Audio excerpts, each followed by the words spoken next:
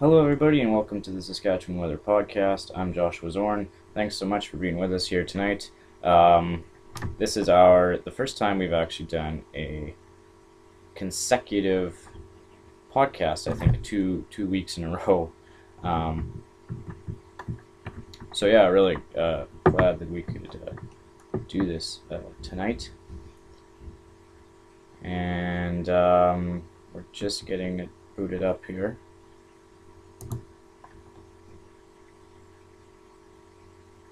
And here we go. Hello, everybody. Sorry if maybe we disconnected there for a second. As I said, I'm Joshua Zorn. Thanks for joining us for the Saskatchewan Weather Podcast. Tonight we have a great variety of guests on tonight, such as Phil Skinner, who was on last week, actually. He's going to be joining us again tonight as well. Few other guests, such as Katie Nymanen, joining me as co-host once again. We have Jesse Walters, storm chaser from the United States, and we also have another storm chaser and videographer from the U.S. who's going to be calling in a little bit later in the show. And so we're actually doing all of these, having all of these guests on through Skype tonight. And so we're hoping that everything will work out properly and we'll have a great show. So first thing we're going to do is we're going to call up Katie Nymanen right away here and see if we can get in touch with her.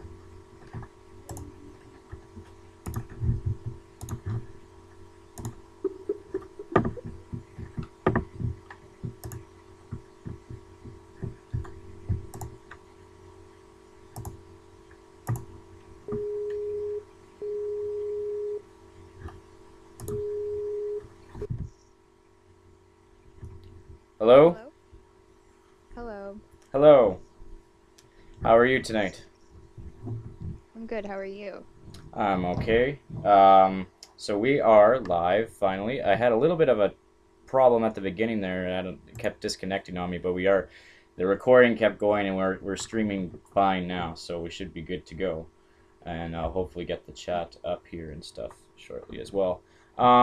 So what have you been up to over the last week? Have you been enjoying the wild roller coaster of weather that we've continued to have? Um, yeah, really cold the last week. Oh my goodness. The wind chill has been really, really cold. I wasn't really prepared for that. Um, yeah, it got really cold, and then last night, the winds were pretty calm and whatever. I wasn't really paying attention to the weather forecast, and then I woke up this morning and all my windows were snowed in through the screen. I couldn't see anything, and I was like, what just happened? So I looked outside, and sure enough, there was a storm going on early this morning. It Yeah. kind of subsided after around 10:30, but um, yeah, there was really strong winds, and I wasn't so sure if there was a lot of snow so much as if it was just drifting from the wind. So we had a really big snow drift on our driveway. Yeah, it was bad. Yeah, the bulk of the snowfall I think came overnight, and then those winds really picked up overnight as well, and then the bulk of the drifts and stuff came from the winds kind of blowing the fresh snow around, and the winds, yeah, like you said, they did kind of let up around lunchtime, and thankfully those have died down since. But yeah, that's a good point because for I think much of this morning actually, the uh, visibility was not very good at all on No, the no. highway. But yeah, thankfully we're out of that now. Although we'll maybe touch on this a little bit later. We are looking at maybe up to another 6 centimeters of snow over the next couple of days yet here. So Oh boy. yeah, it just keeps coming. Um, for some reason, it keeps saying that I lost my internet connection here. And I have no idea what's going on. This is really, this is really bizarre. I've never had this problem before. Well, hopefully it clears up. Yeah. What I'm going to do is, actually, we'll just keep going here, I believe. We're kind of cutting in and out. If anybody is watching, if you can let us know through Twitter, on my Twitter, that's at @JoshuaZorn_SKWX. Just let us know that it's working for you on the webpage or on the live stream channel, just so that we're aware that it is getting out, because we only can tell so much from here, from our side of things. So I actually got us a few great guests tonight. We have Phil Skinner, who I'm going to call up next first, who was on last week. And for anybody who's watching last week, he's from, or who wasn't watching last week, he's a storm chaser and meteorology student from New Zealand, and keeps a close eye on stuff in the U.S. and on weather, both in the U.S. and in North America in general. But yeah, I got a message here that the stream is going in and out for Sean Forrester, who's also going to be on later on as well. And I think it seems to be working now, Sean, so just keep me posted on that. Seem to have that going there. For anybody who missed the opening part there, the recording was going the whole time, so you can check out that opening discussion on the recording later. So what I'm going to do now is I'm going to try and bring in... Was there anything else you want to talk about first, Katie, or should we just bring Phil right in? I think we can go ahead and bring Phil in. Okie doke. Calling Phil.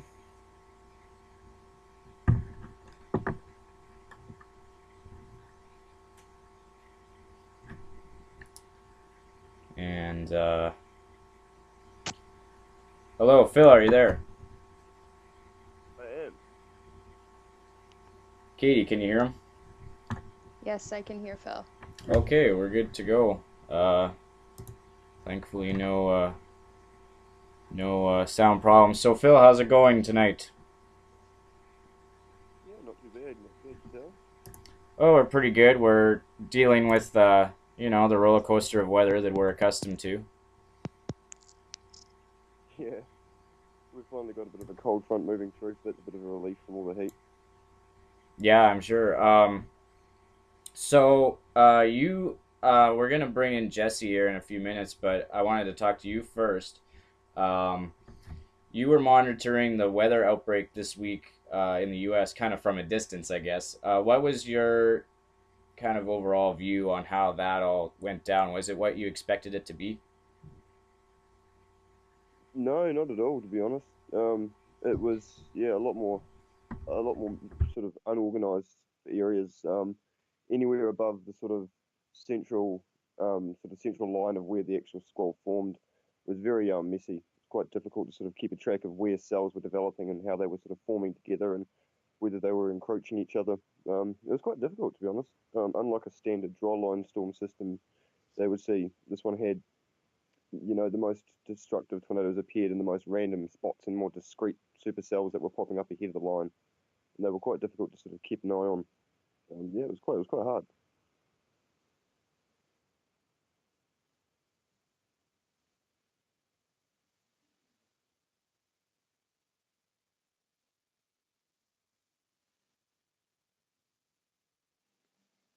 Yeah, well, I followed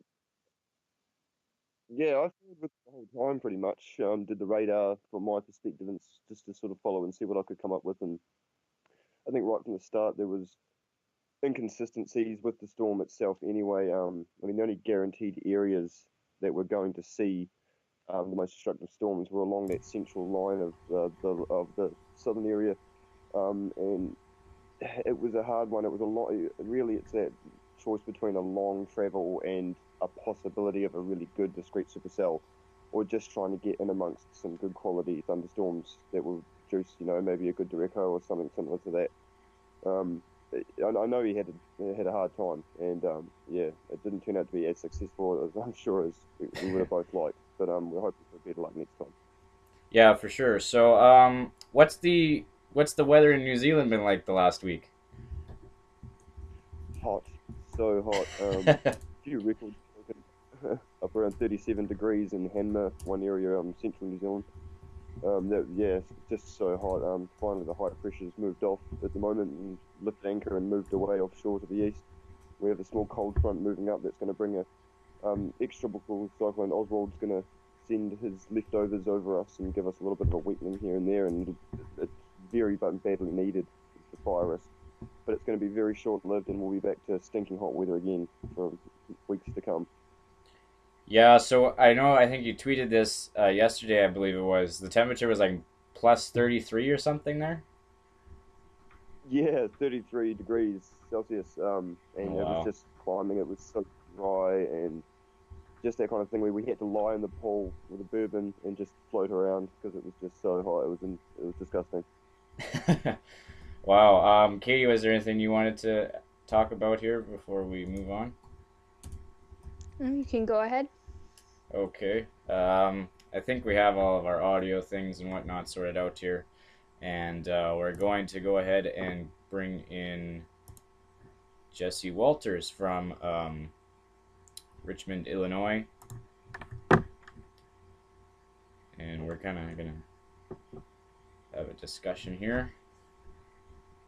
If anybody has any questions for us while we're going throughout the podcast, you can submit those on the live chat below the live player and on Twitter. Hello, Jesse. Are you there? Hello. Hello. Do you want to just mute the live stream audio there in the background? What's the issue? Did you mute the live stream in the background? Yes, sir, I did. Okay. Oh, I'm just hearing a little bit of an echo, but I think we're okay. Oh, okay. It's my Um, first time really using all this fancy dance stuff, so bear with me, please. yeah, for sure. So if for those of our viewers who aren't maybe familiar with what with what you do and stuff, can you give yourself maybe a little bit of an introduction? Sure. Well, obviously, I'm a storm chaser. I've been storm chasing since I could basically persuade my mom to drive me to a storm. So obviously, when I got my own license at 16, I hit the road and. But I stayed local. You know, I was young and all that. I didn't want to go out to the plains. And of course, I didn't have money and all that. And it wasn't, it was about 1998, 1999. I signed up with the local races for Lake County Skywarn.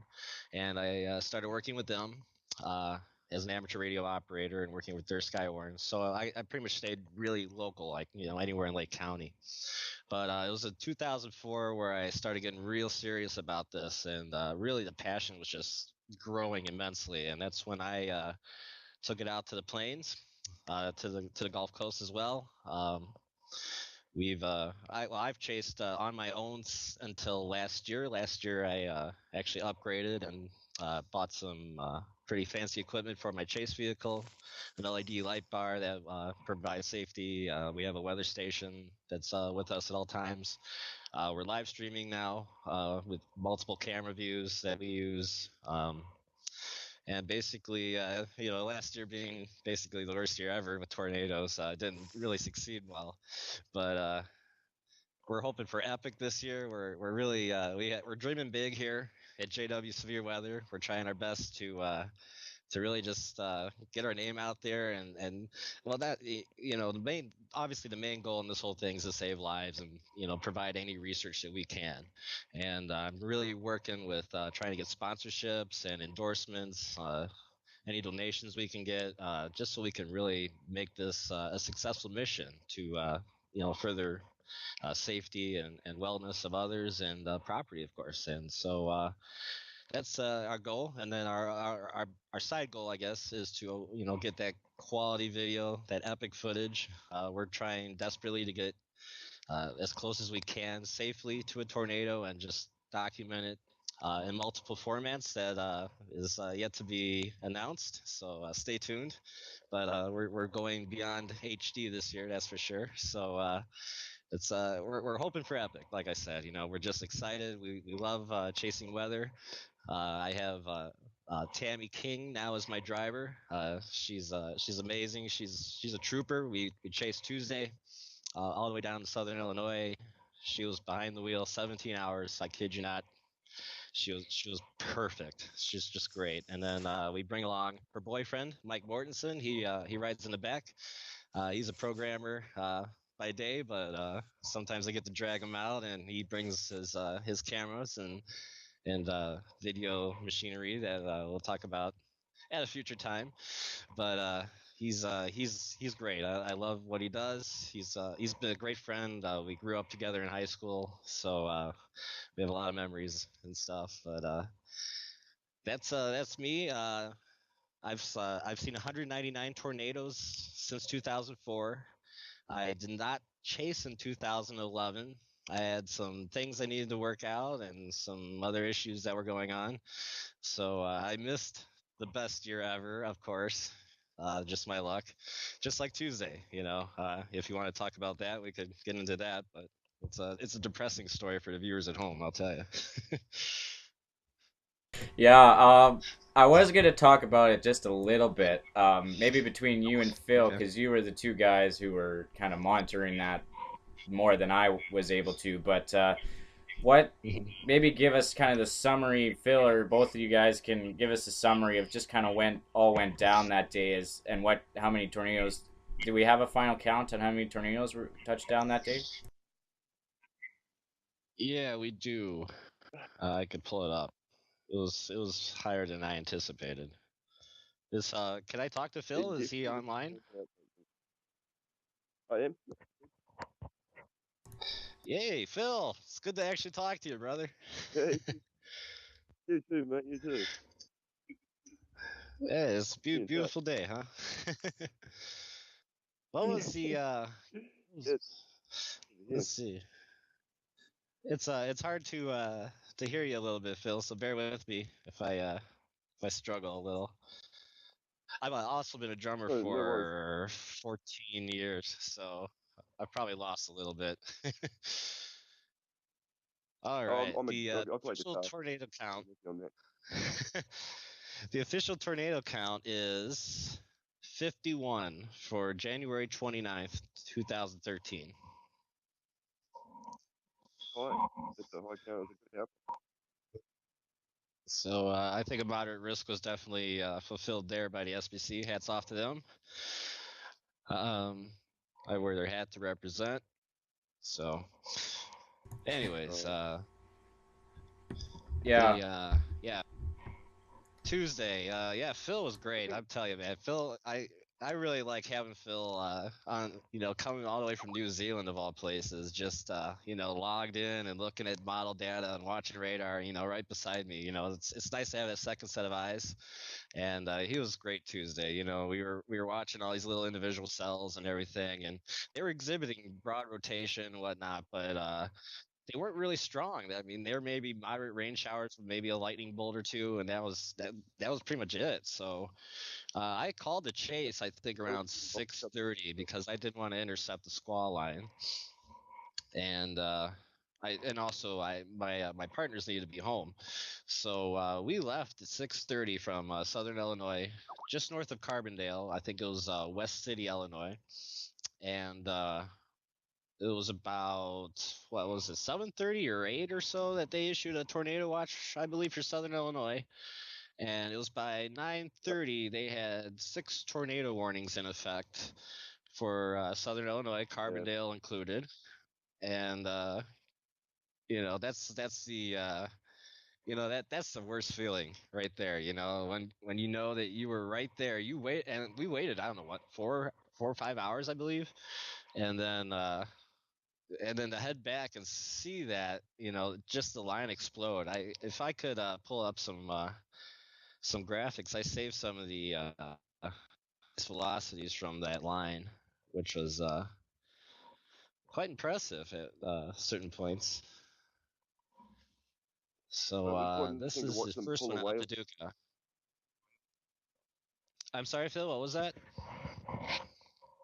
Oh, sorry. I was just saying it was quite interesting to watch them pull away like they did. Starting off, like as the squall moved in, they were feeding off each other, and it looked more like they were going to actually sort of stretch out and send the line further forward. But instead, they started to, a lot of them started to break away and separate and feed themselves as they moved forward ahead of the line.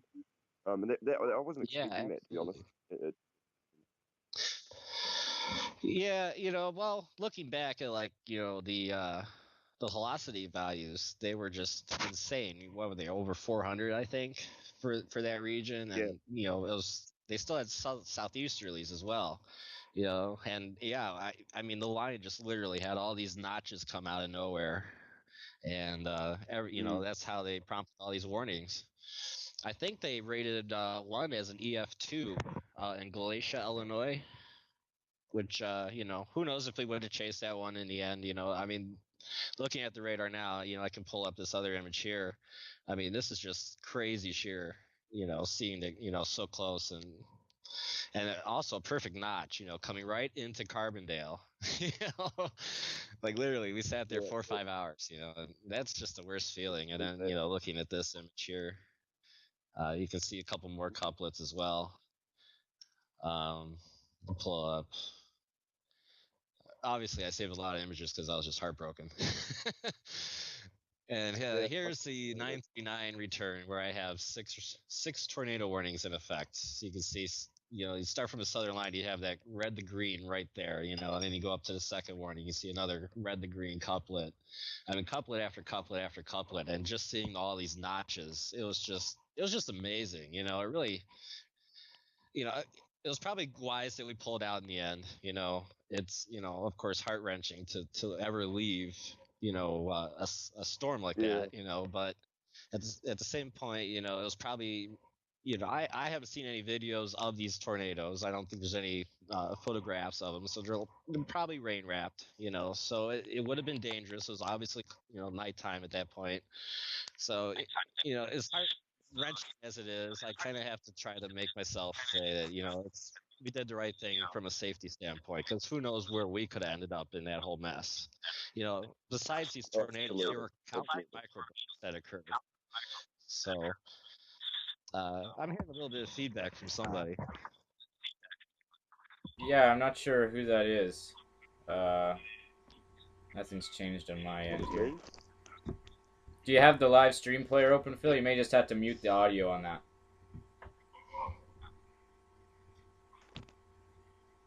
There, I think it's gone now. Sweet. So yeah, obviously, like I was saying, I think we did the right thing. As heart wrenching as it was, we maybe saw 3 bolts of lightning that day. We actually had more weather the night before when the warm front was coming up. So, but what are you gonna do? You can't win them all.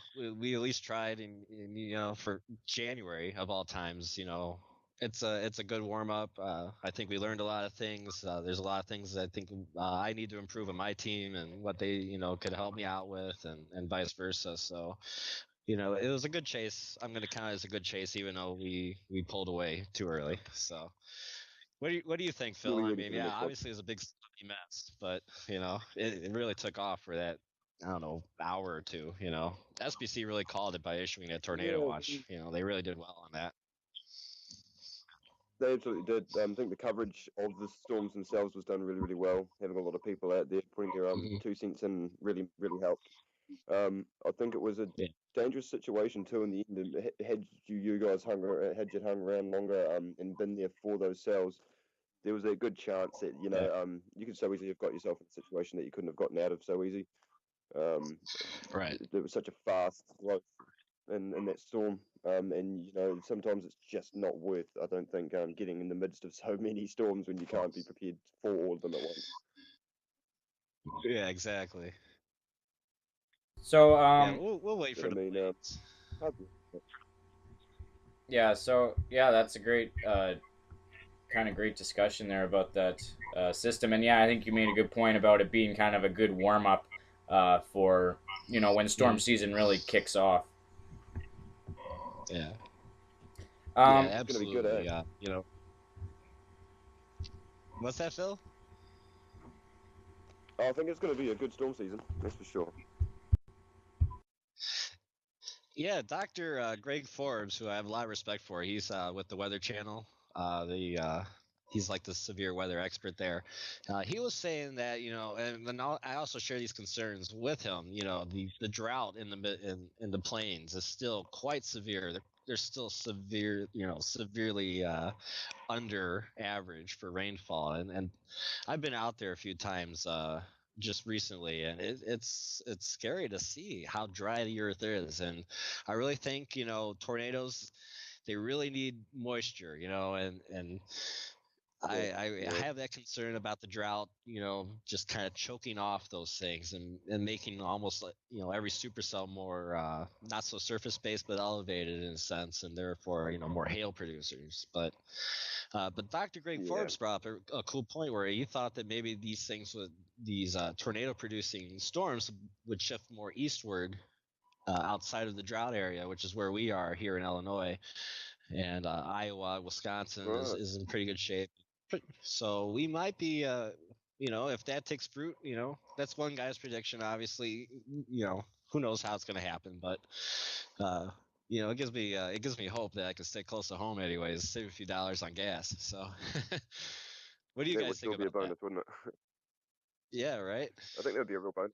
Yeah, definitely. I mean, the cost of that's got to be Yeah, one of the biggest things for any storm chaser is the cost of fuel, travel. yeah, Can be a right, real killer on you. And I think, yeah, right. having it close by will be awesome. Yeah, But when you've got the I storms mean, coming close to just home, I'm sure that could be a bit freaky. yeah, that too. But and it's interesting. I've noticed that there's a lot of news stations that have like these dedicated chasers that go out and try to get videos of these tornadoes so they can further enhance the warning lead times and stuff, which is great. Mhm. Uh, there's nothing like that here in the Chicago area, at least that I know of. I don't think there's any news station that has like a dedicated chase team. So we're trying to, weasel our way in and make waves, hopefully, in a way that we can be associated with a local news station that way, and also help enhance warning lead times. Because here in Chicago, you don't really get too many, true tornadoes. It's pretty blah. It's really nothing here. So we usually have to go at least 2 or 3 hours west or southwest or even southeast, just to get into a more, I don't know, favorable environment for tornadoes to produce, because they just don't really happen up here. And we've had an Sure. outbreak. I don't know. I think it's over 40 years ago. It was an Easter Day outbreak or something like that. But people are probably people here locally don't really if they hear this tornado sirens going off, they don't really do anything. And I used to work Yeah. a job doing fast food, even and we were under tornado warnings, and I of course I'm stuck there, and during these tornado warnings, that's when I had the most customers coming into a restaurant of all times, to hang out. And that really bothers me. People don't really take it seriously here. So it's most likely because they're just not really seen here. So uh, you know, Sure. hopefully we can I mean, get our foot in the door that way. Maybe with Tom Skilling of all people. He's why I do what I do. Tom Skilling is the man. He's my influence. I've seen him since I was a kid. He's the one that made me begin studying weather. So my hats off to Tom Skilling, and hopefully we can work with him someday. That'd be great. It'd be a dream come true, really. So awesome. So Phil, I New hear Zealand's a you're. good example too for New Zealand. I So I what the, I hear Phil, you're looking into moving to the U.S. You're so desperate for seeing tornadoes. oh yeah, absolutely. I'd really love to move over to the States and continue my real meteorological study over there. Go to somewhere like OU or something would be a real dream. And to get my foot in the door with Jesse Yeah. and actually go chase properly, get in there and do it. I mean, here the potential is just Yeah. not there for me to really chase tornadoes. The rarity of a tornado here, and they're normally more considerably water spouts or small land spouts along the coastlines. I need to get in front of a tornado. pretty bad. Yeah, absolutely. I want Phil here in a heartbeat. I mean, he's a great meteorologist in my opinion. He's Southern Illinois was really under debate. And I was calling it the night before, and I was like, nah. I like the southeasterlies, and we discussed it a little bit, Phil, over Twitter, and obviously if I stayed, it would have played out, but it did play out, and even the SPC, and they shifted the moderate risk area. They increased it to cover Southern Illinois. So that to see that on the way down is like, okay, we're making the right choice here. We got dudes with doctoral degrees that have been studying this for longer than I've been on Earth. So my hats off to everybody at the SPC. They do a great job. I really like them. They're human beings just like you and me. We can only do so much forecasting. We're not perfect. There's so much to learn about the science. And I look forward to the future of meteorology and just what it's going to lead to. So hopefully it's good times.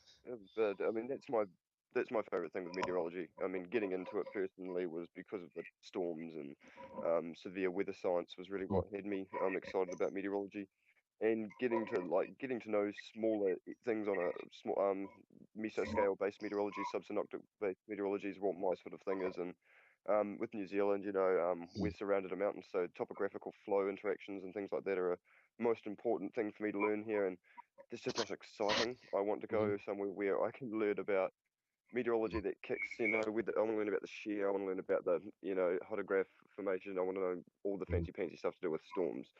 And I mean, science to me is the fun side of it, but at the same time, I like it to be on it's got to be exciting science at the same time. In meteorology, you've got so many options. That's what makes it such an exciting science to learn. Yeah, absolutely. So, Katie, I know your thing is we're talking about meteorology and all this. I know photography is more your love for weather and stuff. Did you have any questions for Phil or Jesse about their experiences with that? Well, I didn't really have any about photography, but I did have a question for both of them. So, as you know, it's Groundhog Day. And so I wanted to get both of your opinions on the fact or fiction of Groundhog Day and what your predictions are for this coming spring. See, all I know is that groundhog's some kind of animal. I don't even know what Groundhog Day is.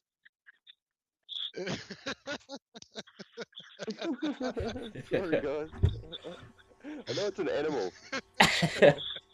You're spot on that one. Yeah, caught me out there. Yeah, well, evidently, basically, if we bring out this groundhog, where is it? Philadelphia or something? Like somewhere in Pennsylvania, right? I'm not totally sure, actually. Yeah. Is it Pennsylvania? I think it's in Pennsylvania. So we bring out this groundhog, right? And if it's a sunny day, it's going to see its shadow. And that means that the spring will come, or the spring will be late to arrive. But if this groundhog, Poxicani Phil, doesn't see his shadow like today, then we're just going to be in early spring, and we'll get out of this whole winter pattern early. So that's the alleged thing, but we'll see what happens. Sounds the same as we're bad here in New Zealand for getting an animal and sitting the rugby teams, something similar from the rugby teams on each side, and letting the animal, like the sheep, go over, and whichever one it touches is going to be the winning sort of thing, the winning team. Nice. So yeah, that's my view. I've actually never. I think what was it? What's that, Phil? I've heard of Groundhog Day. I just never realised it was actually based along the spring equinox. Yeah, that's crazy. Yeah, that's the thing. I think his accuracy is only 39%. I think I read today somewhere. So yeah. Yeah, God bless him. But I think crazy is a good word to describe that. Absolutely. Absolutely. So I Yeah, have yep, it could be right. I have had a couple of reports here that there's feeds kind of cutting in and out. We're just gonna keep it going live here. We'll have to figure that out for next week or time. But the recording's going nonetheless. So are you guys cool if we bring in another guy, Sean Forrester from just a second here. Sean Forrester, who's a videographer and storm chaser. Sure. Absolutely. More the merrier. Let's do this. Okay. Come on. Uh, Good I'll discussion. I'll call him up here and see if we can get him going here. I think something we need to do too is Skype miso discussions too are a really useful thing. I think pre-chase season and coming chases. Yeah, we'll have to set that up. That would be great. Hello, Sean. Are you there? Hey, I'm here. How are you tonight? I'm doing well. How are you guys? Pretty good. Good things. Yeah. Can everybody hear each other? Yep. Oh yeah, we're good. All right. So, Sean, I didn't give you a whole lot of an introduction, I know. So I'll kind of make you do what I made Jesse do. Kind of introduce yourself a little bit for our viewers. All right. Well, I am a television news videographer for WTKR News Channel 3 in Norfolk, Virginia. And on the side, I kind of, um, storm chase and, try to take photos of incoming storms because we get a fair share of amount of severe thunderstorms and, tornadoes, in the western parts of Virginia. Um, and as at the same time we get hurricanes coming right up the coast, so I'm pretty busy, and I've been doing it for about 5 years now, and just recently moved to Virginia to you know introduce myself to hurricanes. So All right. Awesome. Well, so while I have everybody on here, I wanted to get your opinion. I think everybody's maybe Phil. All right, Phil, do you follow the NFL at all?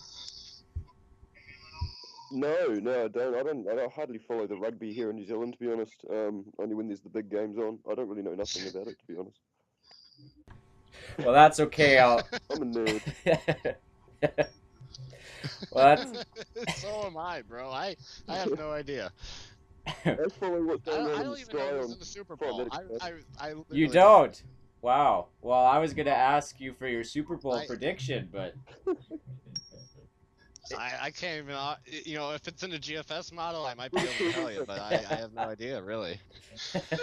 yeah, it's being called the Harbaugh Bowl. It's the 49ers and the Ravens. Oh, I've heard of them. No, Yeah, no, they're no. cool. You like them, eh? Football, is that the one with the white ball and the black dots, and you kick in the nets, or is this different? That doesn't sound like it to me. No. All right, I don't know. Guys, I watch the Weather Channel 23 hours a day. I sleep 1 hour and that's it. So Right. I Yeah. don't know who's doing football. Okay. So excluding the two of you, Katie, what's your prediction for the Super Bowl? I'm gonna have to say go Baltimore Ravens. Woohoo! So you're rooting for Baltimore. Do you think they can win though? I root for the underdog. Yes, I think they can win. And Sean, how about you? definitely the Ravens. Definitely.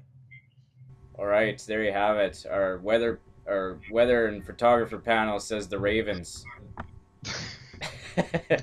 2 votes for the Yay, Ravens. Go Ravens. So I kind of want to leave this part up to you guys. Was there anything you guys wanted to talk about tonight? Maybe talk about kind of the upcoming storm season in North America, I guess. I have a question. It's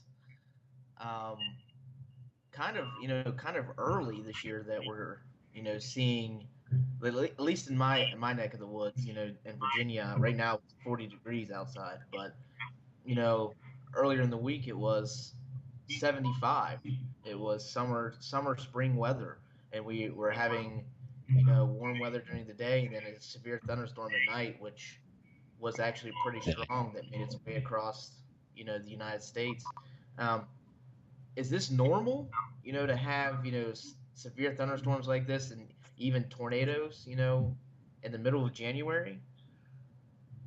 Yeah, Reed Timmer just made a post on Facebook about it recently. There was another outbreak almost close to the same date, just I think a year previously, wasn't it? And then they had a moderate risk, and it was almost in the same region. I think it was a little south and maybe east of there, and they had the same amount Yeah. of storm reports, tornado outbreaks. It was awesome. It was a good comparison. I'm really glad you shared that.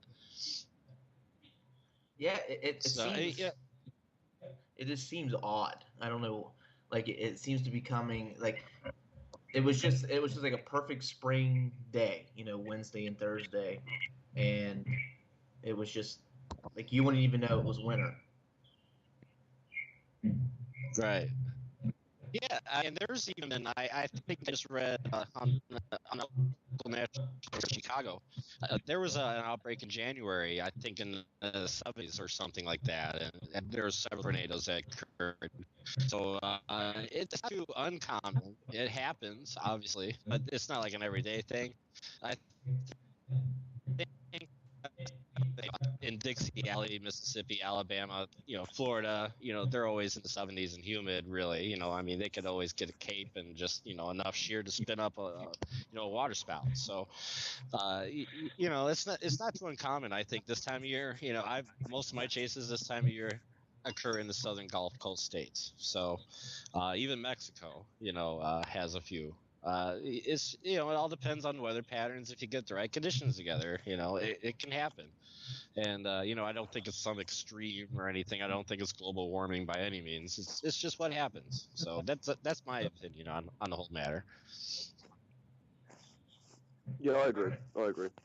There's a lot of talk about, the initial conditions and boundary conditions and comparison to what they were like so many years ago, as to whether or not, is this global warming really creating higher chances for out of queue storm outbreaks and whatnot. And I don't believe that's necessarily something we need to look at right yet. I mean, in the long run, for the future, sure, another 20, 30 years down the track, climate warming will see larger tropics-based storms and probably look at droughts will be something we'll have to expect. But I think that, like Jesse's saying, it is just the norm. It just happens under the right conditions. Right, guys, I'm looking at the latest GFS, and I see a whole bunch of Cape come up into deep South Texas. And it shoves right along the Gulf Coast, right over Florida, right over South Carolina, and then right out to the ocean. That could be my next chase potential right there. I have to look at the shear and a whole bunch of other things, obviously, but just looking at the Cape alone, it definitely builds all the way up, even into the southern end of Oklahoma, and just shoves east. So who knows what could happen with that?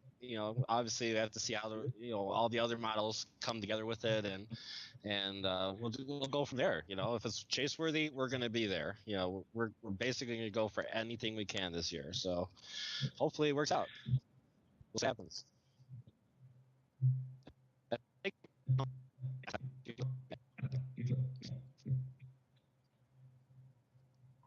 All right. Well, yeah, that's a great question there, Sean. So, thank you, guys, for joining us tonight. Hopefully, we'll be able to do it again sometime. We're just about out of time here. But, Katie, if you just want to stay on and we'll just wrap it up here. But thanks, everybody else, for joining us. And, Sean, we'll have to have you on a little bit longer and maybe next time. All right, guys. Yeah, thank you very much, though. All right. Have a good night. And Jesse, good luck on your chasing adventures this year. Hopefully, we'll maybe be able to check in with you later in the storm season. And Phil, keep us posted on the weather in New Zealand too. And by the way, just for everybody watching, I did just post a video on YouTube of the blowing snow that we had here today, so I'll be tweeting that link too. It was pretty intense earlier this morning, so. Sweet, looking forward to it. Yeah. All right. Yeah, well, that for sure. All right. Well, we'll talk to you guys. Take care, Jesse. Take care, Josh, and Katie will be keeping in touch. All right, yeah, for sure. All right, thank you guys. See you guys. Yeah, guys, it was fun. Glad to meet everybody. Take care. Yeah, you too.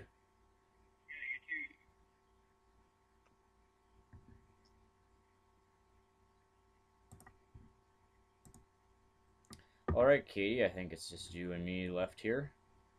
All right.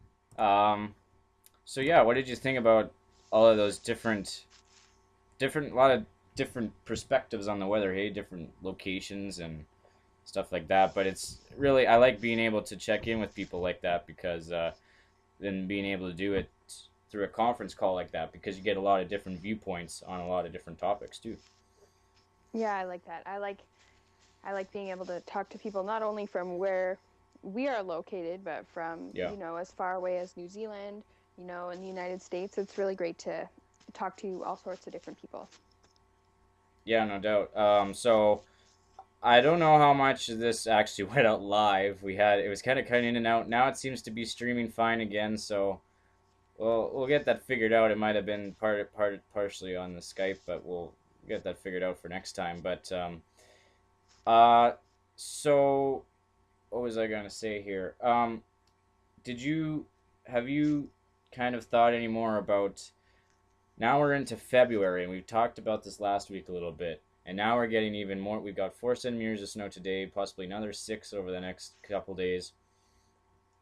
Do you really? How much do you think this is going to impact when those warm temperatures do arrive and it starts to melt?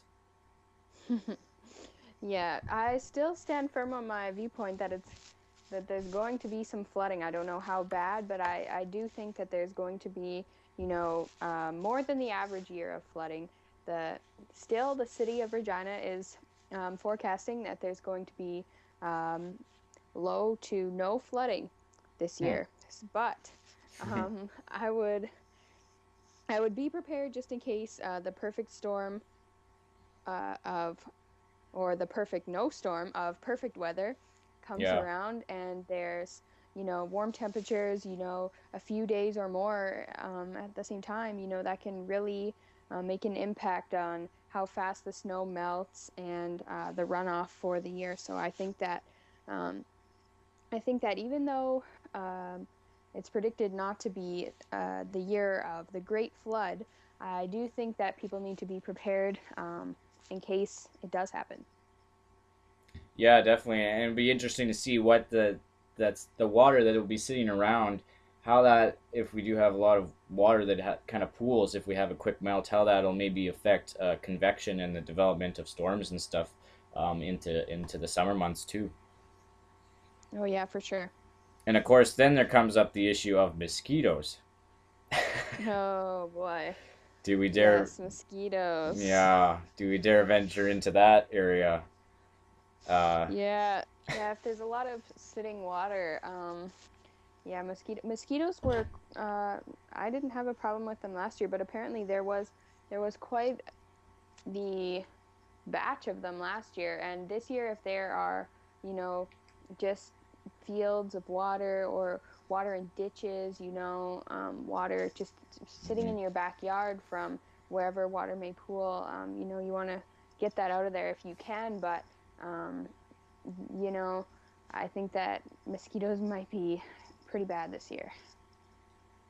Yeah, definitely. So those are just some of the things that we'll kind of, I think, have to monitor as we go forward. Just some of the results of the heavy snowfall, but obviously in the near future, kind of looking ahead over the next short range forecast, I don't see any kind of break for winter weather. But what do you think about how it's the strange trend we're on, where it warms up for a couple days and it snows, and then it cool after that happens and we just kind of start to clean it up, then we get plunged back into this deep freeze.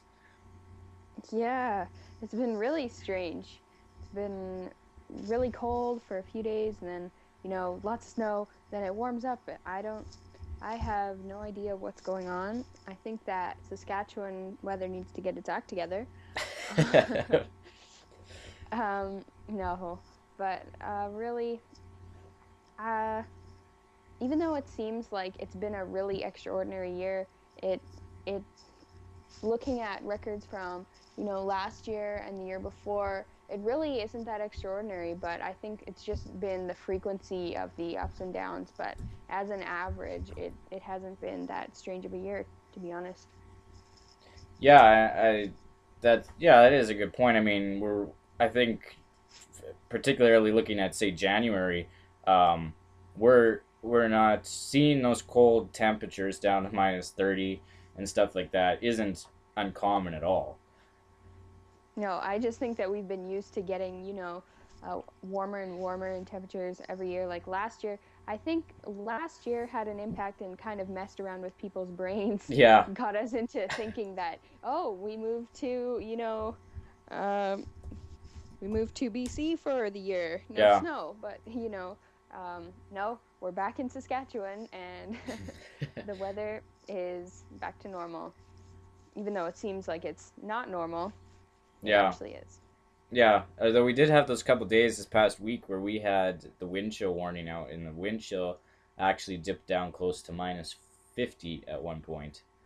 And Oh, so that was horrible. that was not fun to be going out in. But yeah, what's your opinion? Would you rather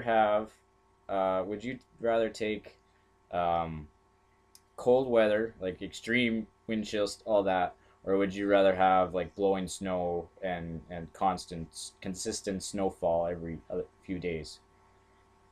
Hmm. Because That is a tough question. you kind of had to go after the lesser of two, figure out the lesser of two evils on that one. I think, well, what's a winter without snow? But, Yeah, um, yeah, I think I would probably go for the deep freeze, the very cold weather. I think that having it snow every other day would be quite a mess of a street, and it would have uh, leave a lasting imprint, in the spring and even through the summer, and could affect many things. If there's tons of snow, flooding, mosquitoes, as we mentioned, later planting for farmers, and that could really affect, especially Saskatchewan's economy, even because we are very agriculturally inclined in terms of our economy. So I think that having lots of snow could affect much more than having a deep freeze for the winter. so you're saying you would rather take the deep freeze than the snow. Unfortunately, yes. Well, yeah, in some ways I have to agree with you. I think the cold is something you get used to. Um, Yeah, for sure. well, when it's constantly snowing and you're constantly having to get through those bad roads and having to clear your driveway and all that, I think it starts to really, it just wears you out mentally and physically even. And Yeah, for sure. but yeah, we'll see what the next month brings. Maybe we only have a month left of this roller coaster winter weather, but we can only hope, really. Yeah, hopefully. And so yeah, was there? I know you chose the Ravens to win the Super Bowl earlier. Have you thought about a final score at all? Ooh, final score. I think it's going to be really close. A lot of people are predicting 49ers to come out on top, but no. I think that I don't know about the final score, but I think that the 49ers will have an edge on the Ravens until the last quarter, and the Ravens will proclaim their superiority over the 49ers and win by a touchdown. So I think that, let's say, 20, 20, 28 for the 49ers, and I'm going to say 35 for the Ravens. So by a touchdown, hey? Yes. Yeah, yeah, I haven't really thought about that a whole lot. And I want to just give a shout out to Randy Robotics here on the chat. He was asking earlier if if I saw his messages here, and I do see them now. And thanks to Sean Forster for chatting with them there. When the stream was kind of cutting in and out. It's going good now, so I'm thinking maybe it was something up with the many people that we had there in all parts of the world with Skype that maybe slowed it down a little bit, but we'll get that fixed up for next time. But we'll have the recording posted on YouTube shortly afterwards as well, and I'll tweet that link and post that on the website. But yeah, what was I gonna say? Oh, just wanted to mention about the website that we are continuing to kind of renovate it. Uh, we also have a new members section where you can go on the website. It's called under members sign up, and what that allows you to do is you can create a profile on our website, and we'll eventually have a kind of a photo sharing community and or a weekly photo contest that you can post your own weather photos, and we'll post those on our website and share those with all of our visitors and such. Um, as well, if you want to get in touch with us, you can do so through Twitter links and YouTube and Facebook links on the site. Um, and I'm hoping we're also going to be releasing a new store coming up soon, an extreme weather store with some cool merchandise and stuff. So stay tuned for that. Um, but yeah, if you guys have any input on how we could make the site better, I'd also love to hear any of that as well. It's just kind of an ongoing process, but yeah, for sure. And Sean Forrester says it sounds great now, so we seem to have that sorted out. But if any of you guys, let me see here. Do you want to stay on, Katie, and we're gonna maybe try and bring Phil back for a little bit here? Sure. Okay. I'm not sure. I have to see if he's actually still on or not. Oh, yes, here we go. See if we can get in touch with Phil here. I have another question for him, actually.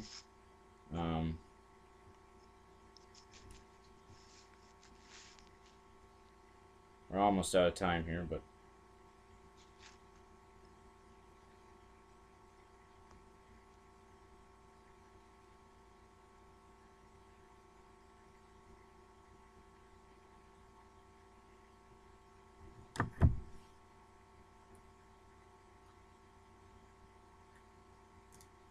And Sean Forrester just asked a question on here. He loves the idea about the photo sharing. Asked about how about video, of course, like just short videos. That's a great question, actually, and that's something I have looked into. And at the very least, we will work it out that hopefully down the road that you can, if you upload, if you upload your videos to YouTube, you will be able to share like your YouTube links and stuff through a forum. And we're kind of working out the details of that. Potentially down the road, we will have a video library on the site, but we definitely will have a source where you can share YouTube links and then post your own photos right on the site. So if you guys want to make a sign up for that, you also can, when you sign up as a member of the site, you also will receive occasional email alerts when we have extreme weather going on and we have new stuff going on as well. I wasn't able to get in touch with Phil here, but that's okay. Yeah, you'll be able to do those, kind of get in touch through that. And when you make a profile, you also can you'll receive email updates when we have extreme weather going on, as well as a monthly newsletter that I'm working on. So that can be delivered straight to your email when you become a member. So hopefully some new benefits going on for that. And I have to get you, Katie, on. I haven't talked to you or texted you about this at all this week, but are you interested in maybe writing for the blog occasionally? For sure. Yeah, that's something that I could do. Yeah, and if you guys want to check out the blog, that's saskatchewanweather.blogspot.ca. And Sean Forrester just posted a YouTube link on the chat. He said this is last Wednesday's severe weather. He sat right through 70 plus mile per hour winds and heavy rain. So Oh my thanks. goodness. Thanks a lot, Sean, for that. I'll tweet that at the end of the show as well, and share that. So yeah, I think that about wraps it up for tonight. But we're hoping. I don't know. Does this sound okay with you doing this maybe every week or every 2 weeks on a Saturday night? Yeah, for sure. And I mean, whenever some nights doesn't work for both of us, but other nights, like Steven was supposed to be on tonight, he couldn't make it again. But that's the beauty of having Skype, though. We're able just to do it pretty much wherever we are. So, Yes. so thanks everybody for watching, and be sure to give Sean Forrester a follow on Twitter. Look him up on there, and thanks to everybody else for tuning in. We'll have the archived version of this of the show on YouTube shortly and posted on the website. And yeah, stay tuned for further updates. Also, Katie, quickly, where can people follow you on Twitter or even on like Weather Mob and such like that? Okay. Well, on WeatherMob, Twitter, and Instagram, I'm all at Katie Niemanen, so KATIENIEMINEN. All right, perfect. And Sean Forrester's Twitter username is at sforrester WTKR, and the WTKR are in capitals. So check him out on Twitter as well for cool severe weather updates as well. And thanks to everybody for tuning in, and have a great night. And we'll see you hopefully next week for another edition of the Saskatchewan Weather Podcast. And thanks to our guests, Jesse Walters, Phil Skinner, and Sean Forrester. And we'll hopefully have them on maybe kind of for longer individually or one-on-one kind of type interviews in the future. And thanks to my co-host Katie Niemanen as well. Yeah. All right. All right. Have a good night. You too. Thanks for watching, everybody.